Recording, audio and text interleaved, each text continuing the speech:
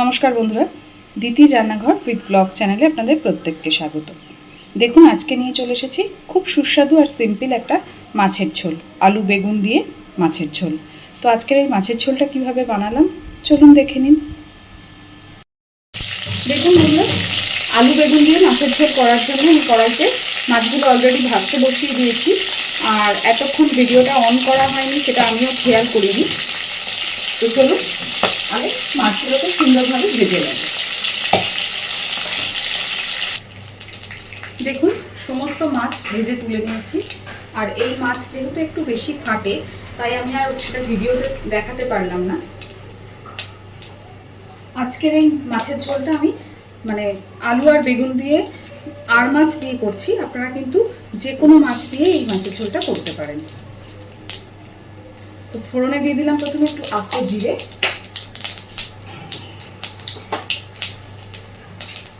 এবার দিচ্ছি পেঁয়াজ কুচি, আর দিচ্ছি চেরা কাঁচা লঙ্কা।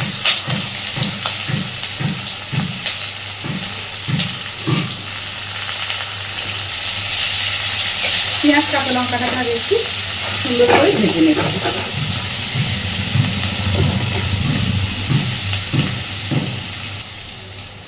দেখুন, পেঁয়াজ কাঁচা লঙ্কাটা বেশ নরম হয়ে গেছে, বেশ ভাজা একটু হয়ে এসেছে।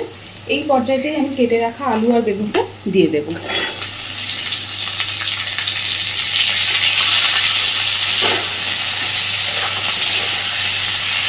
তাহলে পেঁয়াজের সাথে আলু বেগুনটাই একসাথে সুন্দর করে ভাজা হতে থাকবে।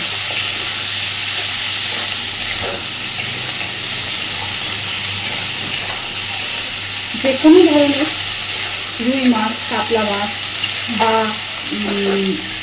অনেক রকম ভোলা মাছ, যে কোনো রকম মাছ দিয়ে কিন্তু এই মাছের ঝোলটা খেতে খুব ভালো লাগে গরম ভাতের পাতে। এইবার পরিমাণ মতন দেবো লবণ,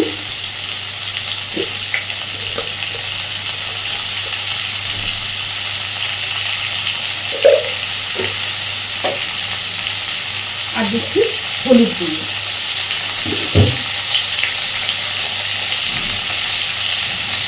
মাছের পরিমাণে যে লবণ হলুদটা লাগবে, মাছের ঝোলের পরিমাণে আমি একসাথেই দিয়ে দিলাম।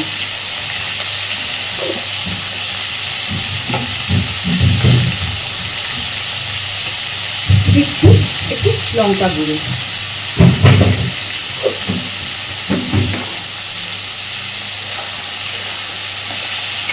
আবারও খুব সুন্দর করে আলু আর বেগুনটাকে ভেজে নেব।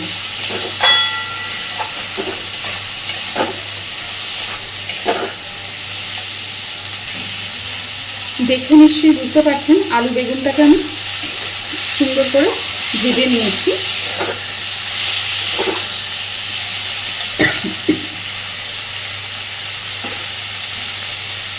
এবার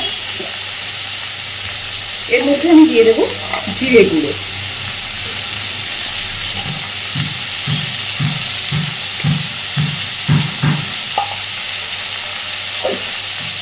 মশলা যাতে পুড়ে না যায়, দেবো সামান্য পরিমাণে একটু জল।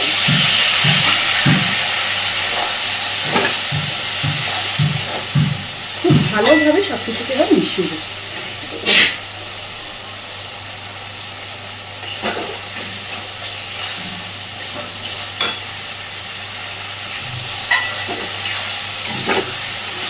মিশিয়ে দিয়ে একটু ভালোভাবে কষে নেব, যাতে করে মশলাটা সুন্দরভাবে ভাজা হয়ে যায়, কোনো রকম কোনো কাঁচা গন্ধ না থাকে।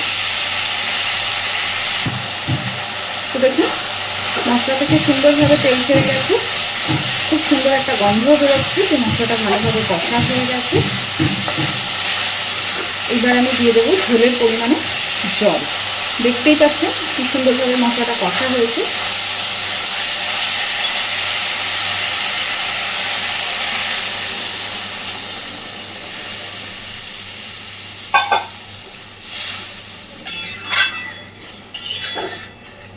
জলটা দিয়ে খুব ভালোভাবে আগে ফুটিয়ে নেব।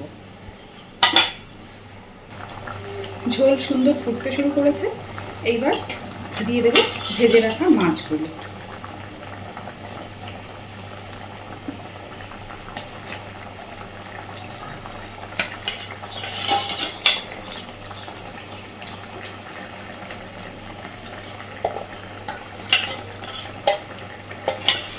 খুব ভালোভাবে ঝোলটার সাথে মাছগুলো ফুটবে। এই পর্যায়ে আপনারা চাইলে ওপর থেকে একটু গরম মশলার গুঁড়ো দিতেই পারেন, যেটা সম্পূর্ণ অপশনাল। আমি আমার যে বোনের কাছ থেকে এই মাছের ঝোলটা খেয়েছিলাম, আমি তাকে দেখেছি গরম মশলাটা দিতে, কিন্তু আমি যতবারই এই মাছের ঝোলটা করেছি আমি গরম মশলা ছাড়াই করেছি। আমার যেন মনে হয়েছে সেটা বেশি টেস্ট, মানে আমার মুখে বেশি ভালো লেগেছে। তাই আপনাদেরকে আমি দুটোই বলে দিলাম। যদি মনে করেন অবশ্যই এখানে একটু গরম মশলার গুঁড়ো এই পর্যায়েতেই দিয়ে দেবেন। এইবার খুব ভালোভাবে ঝোলটাকে মাছের সাথে সব কিছুর সাথে ফুটিয়ে নেব।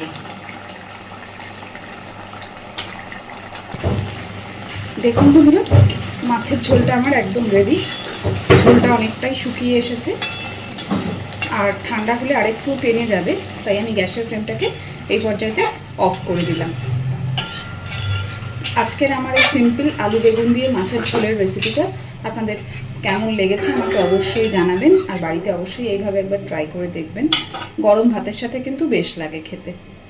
তো প্লিজ আমার চ্যানেলটাকে লাইক, শেয়ার এবং সাবস্ক্রাইব করে আমার পাশে থাকবেন। আর এতক্ষণ আমার সাথে থাকার জন্য অসংখ্য ধন্যবাদ।